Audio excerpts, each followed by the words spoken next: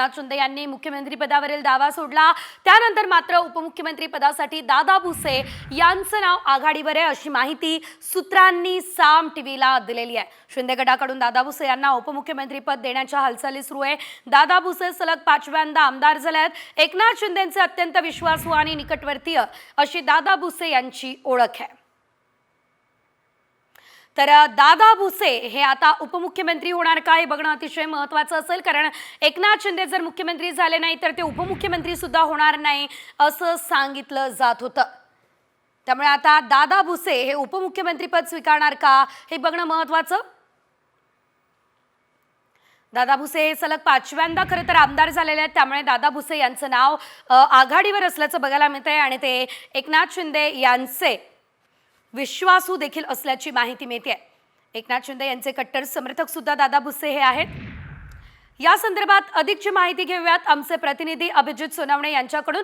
अभिजित, खरं तर आपण बघितलेलं होतं ज्या दिवशी राजीनामा एकनाथ शिंदेंनी दिला त्या दिवशी सुद्धा दादा भुसे त्यांच्यासोबत उपस्थित होते राज्यपालांची भेट घेण्यासाठी सुद्धा। मात्र दादा भुसे यांच्या नावाने खरंच उत्तर महाराष्ट्राला उपमुख्यमंत्री पदाचा चेहरा मिळणार आहे का? नेमकं काय सध्या राज्याच्या राजकारणात घडतंय सविस्तर?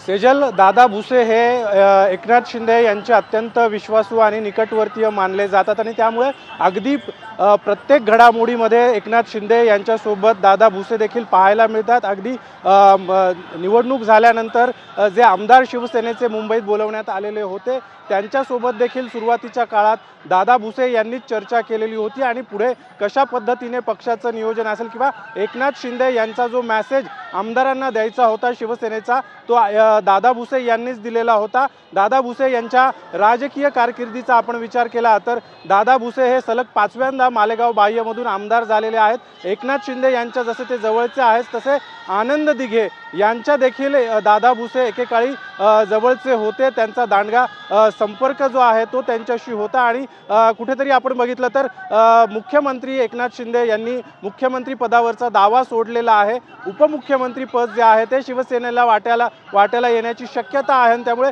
एकनाथ शिंदे उपमुख्यमंत्री पद घेणार नसल्यानं ते पद जे आहे ते पक्षामधल्या सिनियर नेत्याला आणि जवळच्या नेत्याला देण्यात यावं अशा पद्धतीची चर्चा शिवसेनेमध्ये मागच्या 2 ते 3 दिवसापासून सुरू होती आणि दादा भुसे यांचं नाव सध्या आघाडीवर आहे आणि दादा भुसे यांना एकनाथ शिंदे यांच्याऐवजी उपमुख्यमंत्री पद दिलं जाऊ शकतं अशा पद्धतीची चर्चा सध्या सुरू आहे। त्यामुळे जर दादा भुसे यांना उपमुख्यमंत्री पद मिळालं तर उत्तर महाराष्ट्राला दादा भुसे यांच्या रूपाने उपमुख्यमंत्री पद मिळणार आहे। खरं तर ही उत्तर महाराष्ट्राला दादा भुसे यांच्या नावाने उपमुख्यमंत्री पद जर मिळालं तर लॉटरीच समजली जाणार आहे। धन्यवाद तुम्ही दिलेल्या सर्व सविस्तर अपडेट्ससाठी।